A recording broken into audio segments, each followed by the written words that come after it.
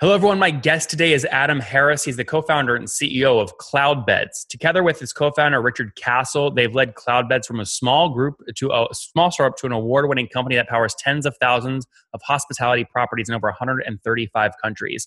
Adam started his career as an investment banker until his love of entrepreneurship and travel pulled him in from Wall Street to some of the most remote corners of the planet. He has many years of experience in consulting, built and sold multiple companies, and has traveled to more than 51 countries all over the course of his career. Adam, are you ready to take us to the top?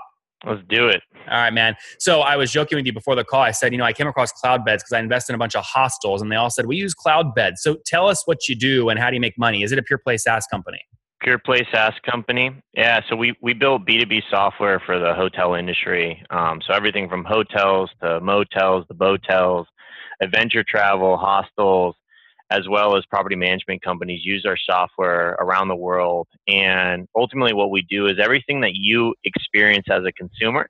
So when you walk into a property and you check in, that software behind the front desk is ours. So back office, front office, as well as some of the e-commerce components. Our goal is to help cast the widest net possible so that our properties who are powered off our system can ultimately find guests like you around the world. And so we work with partners like Airbnb and Booking.com, Expedia, all those really popular consumer point of sales.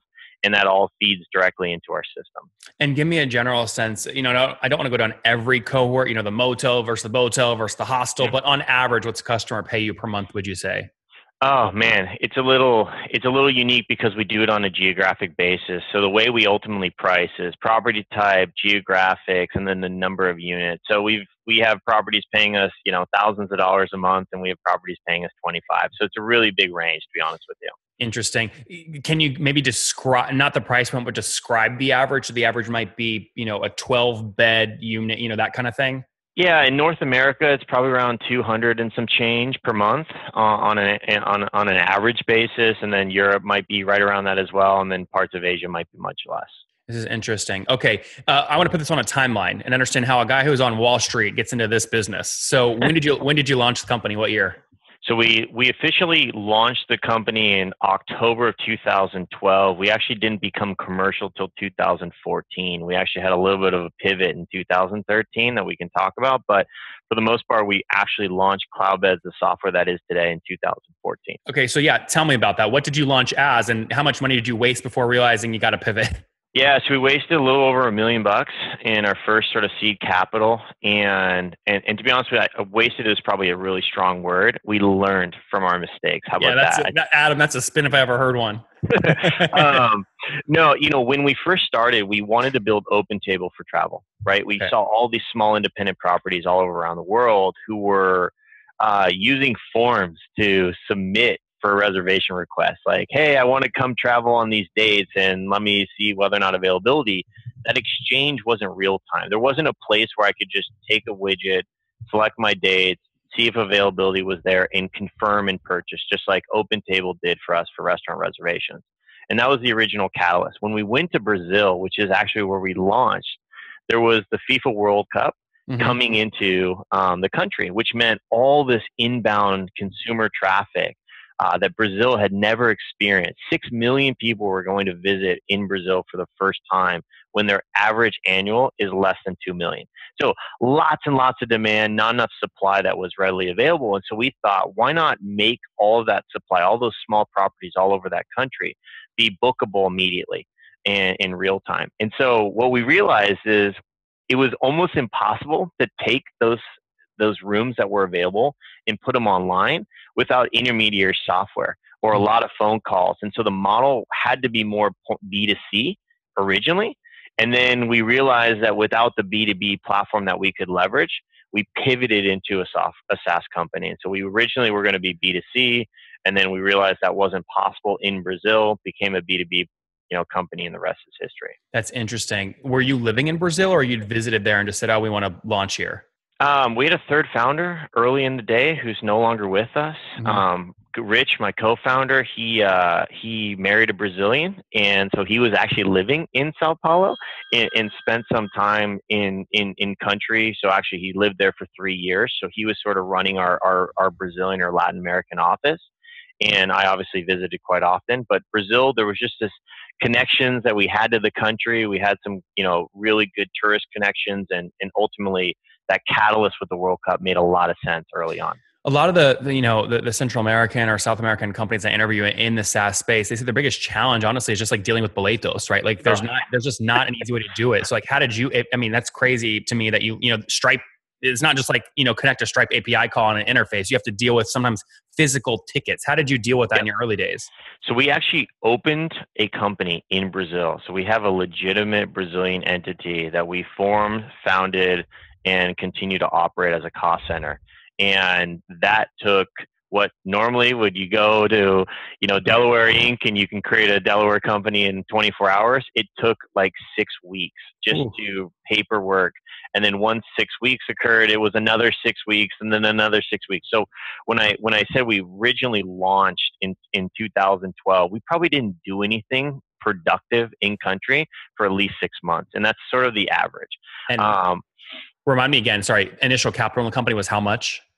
So the initial capital was 800,000, and then it grew slightly to about 1.2 million. Okay. And total raise to date is what? 21 million. 21. Okay. So when did you raise a second round? Did you wait till you had some new traction on the new product or what? Yeah. So we pivoted. We actually almost, went bankrupt twice. So we had less than 3 months of runway, and we raised at the end of 2014 when we actually could show our new product, and we started to get some traction. Had a couple hundred customers at that time. We actually surfaced an acquisition, our first acquisition that made a lot of sense for the business. Which was it?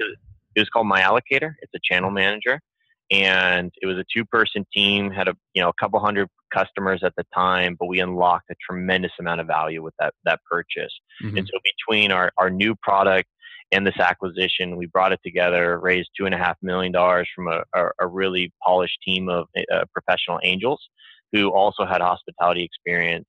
And what was fun about that was one of the leads actually spent about $25 million doing what we did for over a course of 5 years. We did the exact same thing in 6 months and showed them that we could do it in 6 months. So build the same tech stack that $25 million at a big, billion-dollar organization couldn't do. And he was like, "This is impressive. Here's some cash to go do this on the real." Oh, that's great. So a couple hundred customers in 2014 gave you enough leverage to kind of do the next round of funding, show some impressive growth to these folks that tried to do it in the past. What are you at today in terms of total customers? North of 22,000 properties use CloudBeds in 135 countries.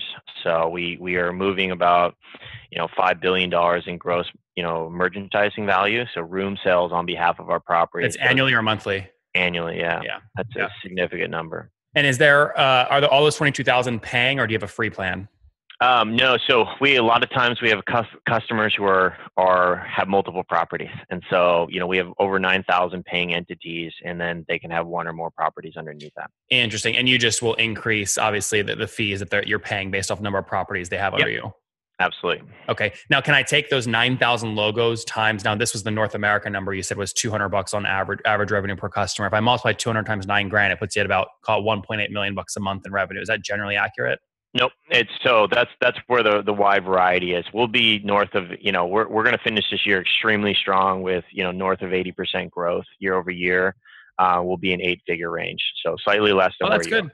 That's good. So 8-figure range. So you this year is the year you break the 10 million mark, or you've already broken the 10 million mark? On a run rate basis, we're just about to break that mark. Dude, that's when you all go to Brazil, to your original location, the first sign up on the platform, you buy the whole place out and you celebrate, right? We celebrated yesterday. We were ranked number 75 on the Inc. 500 list. So we were very, very fast growth, and that was a huge milestone for the company. But yeah.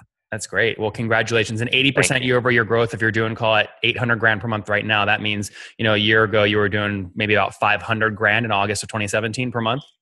A little bit less than that, but yeah, those are close. That's great. Now, how much, you mentioned earlier, there's a transaction part of your business, $5 billion in transaction volume going through your platform. How much of your revenue on top of the SaaS revenue is from that transaction volume? 0. Okay. You don't take a cut. No, yeah, no, we're commission free. We're one of the unique products out there that is commission free at this time, and we believe that we are the solution set to sort of empower.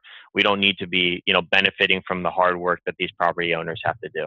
That's interesting. I have to tell you, I could have sworn when I looked at the last round of investor updates from my hostel, there was like a 5 or 6% cut somebody was taking, and they said we're trying to put less bookings through them because they take so much. But what you're saying, it wasn't me, it wasn't you guys. It wasn't us. All right, Nope. somebody else. All right, very good. Talk to me about churn. I imagine you probably have a nice little stickiness once you're actually activated on a property. But what does churn look like today, and how do you manage it? Yeah, so churn, we cut it 3 different ways, right? You sort of have this trial customer that's sort of flirting with the product, isn't quite committed for a long-term solution. This doesn't happen very often. We keep our customers, or at least from a long-term value perspective, over 5 years. That's what we project. And that gives us a tremendous amount of economics to sort of work with over time. What we like about churn is you sort of have the trial customer, you have the long-term cohorts on a net and a gross basis. We're best in class for SMB software solutions. So depending on the month, it ranges, but on a net basis, we're sub 15, and that's growing in the right direction. We believe sub 15%. That's logo churn. Okay. Yeah, annualized. Yeah, and so what we're focused on right now is over the next 20 months is to try to get that either into a positive basis with upsells, which we don't currently do, or on a gross basis to be sub 10%. And the problem with SMBs is SMBs shut down. So on average, 35% of all SMBs will shut down in a given year, and so there's a portion of our churn that we just can't control. CAC, what's it cost you to onboard a new property? About $807. And where's most of that money go? Sales and marketing. Oh, just to your team? Yeah. Okay, interesting. What's your team today? How many people? So a little bit before this point last year, we were about 60 people, and we're at 197 people today. 197. Oh, wow. When was the last round of funding? 14 months ago. Okay, so you used a lot of that to drive that growth? Mm-hmm. Yeah. $807 CAC, at least in North America, if you've got people paying $200 a month, you're getting paid back in about 4 months. Does that sound accurate? Yeah. So if you took an average across our entire geos, it's more like 10 months, but that's a good figure. That's still a healthy payback. Either way, we're best in class in our unit economics. We have an extremely scalable model. We have cost centers that help us compete localized, and Rich and I are all about a factory over here. That's good. 197. Are they all based in San Diego, or where's everyone? No, so 35 different countries. We speak 17 different languages as a team. Everyone, so it's remote then? You have no office? Fully remote. I'm actually in a physical office, but yeah, we have four offices: Kiev, Dublin, Sao Paulo, and San Diego, and then we have people in 35 other countries. We love remote. We are huge advocates of it. And that's how we're emboldening not only our staff, but building a pretty incredible culture over here. If I am an investor, big private equity firm, let's say Sam Zell, right? One of the most famous property investors ever. And I'm going, the economy right now is frothy. I'm going to hoard cash, wait till a downturn, and then buy like crazy. I'm looking at a company like CloudBeds going, wow, if I acquire CloudBeds, I can essentially see which pieces of property are doing the best because you have all the revenue data. And next downturn, I can really buy quick. Why hasn't a guy like Sam Zell or kind of a big PE firm come in and bought this for a ridiculous multiple? I can't say we haven't had those looks. And we've definitely been offered some ridiculous multiples today. There's other products like AirDNA, which does the sort of Airbnb revenue models. Would be an awesome person to bring on your company because it's all bootstrap, crushing it. And they've basically mapped the entire ecosystem of Airbnb in the demand into a financial product. And so I think from our perspective, what's interesting is the traditional investments on a hotel basis. It's shifting. Most of the investments are going into sort of experience-driven travel. So you talked about your investment in hostels. Hostels are seeing more money poured into them than ever before. Yep. You have these sort of surf, sand, and snow type accommodations where it's bringing bands in, like Salinas, which is a huge hostel chain in Latin America. They're trying to reinvigorate the experience and change the name and the footprint of what a hostel is. Hostels tend to be grungy and college students. Well, there's some ones in Europe that are absolutely spectacular. Yeah, like 4-star properties. The metrics are incredible. I mean, all my hostel investments, when you look at the average revenue per square foot, it's 3 or 4 times what Marriott and these other ones are getting. And these are not like grungy. I mean, these are like really, really. I stay at some of them when I travel, and it's like $30 a bed. It's a different type of experience today versus what it was in the past, and that's going to keep evolving. So there's the private equity side, but then I'm looking at your Twitter feed. August 8th, you have a big announcement about an integration with Airbnb. If I'm Airbnb, I'm going, this is makes 100 million% sense to acquire you guys. Why haven't you sold to an Expedia or an Airbnb? And how do you think about acquisition in general? We're having a lot of fun, right? So there's a give and a take, right? So when you give up and you are now part of a bigger story, it changes your life. Hopefully for forever in a good way, but it also can be in a bad way. And so it's not just the financial gain from an acquisition, it's also fit. My team has to go somewhere and they have to be comfortable with where they go. And so we've obviously had conversations with a lot of the strategic buyers. And I think what's fun about that is there's never the perfect time to do it, but then there's also always the opportunity to do it in the future. What we're focused on right now is just keep building our financial profile as an organization, and then also create environments where our team is successful. And that balance has produced amazing results. And if someone offers us a ridiculous multiple, sure, I might be the first person to sign that document. But at this time, we're just focused on keep building. We're having a lot of fun over here. Are you raising any capital right now? Yeah, we're always raising. We're always looking at what's out there. We're always talking to big groups. For us, we're in a really healthy cash position. We don't need to raise. It would be to raise for a benefit of some, acquisition that we wanted to do, or a strategic purchase of software, whatever that might be. We haven't really determined what that looks like right now. So we're playing the game where we don't need to raise, and so we're going to keep, in a really good pole position. And based off how much you've raised and how recently you did it, I assume you're not cash flow positive today, correct? We are not. No, we're focused on, investing in areas that we see growth in, and we've deliberately not become cash flow positive, but we have a roadmap to get there. Yeah, if you take net burn today and divide that into cash in the bank today, do you generally have more than a 12-month runway ahead of you? Oh, absolutely. Yeah. Okay, that's nice. Good. Last question. RV parks. Do RV parks use you guys?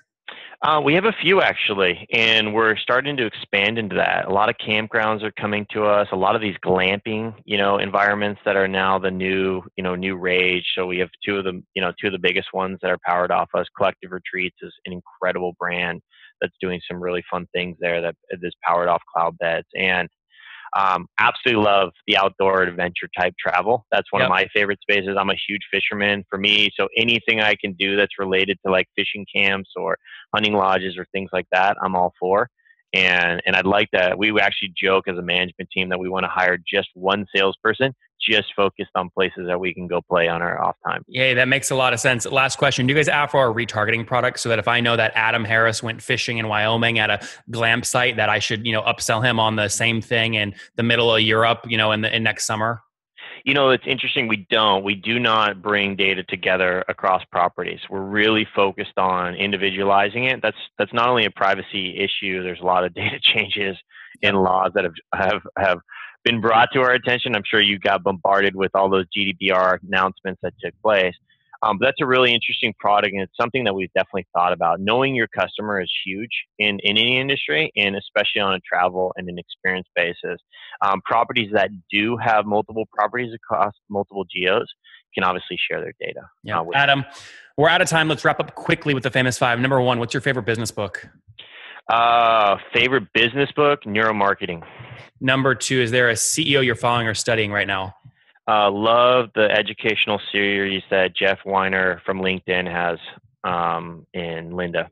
Number three, what's your favorite online tool for building your business? A new sales product called Groove App. It's incredible. Number four, how many hours of sleep do you get every night? Ranges, but I try to do at least 6. That's good. And what's your situation? Married, single, kids? Married, 2 dogs.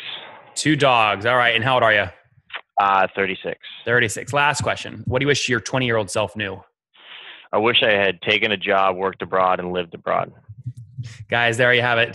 Take a job, lived abroad, done more stuff abroad. It sounds like he's kind of bi-curiously doing that now. Fully remote team, which I love. Building CloudBeds, launched it back in, call it 2012, kind of had an early failure, then pivoted. It has since scaled nicely. Over 9,000 property owners use him to manage check-ins and even processing payments. That's across 22,000 properties.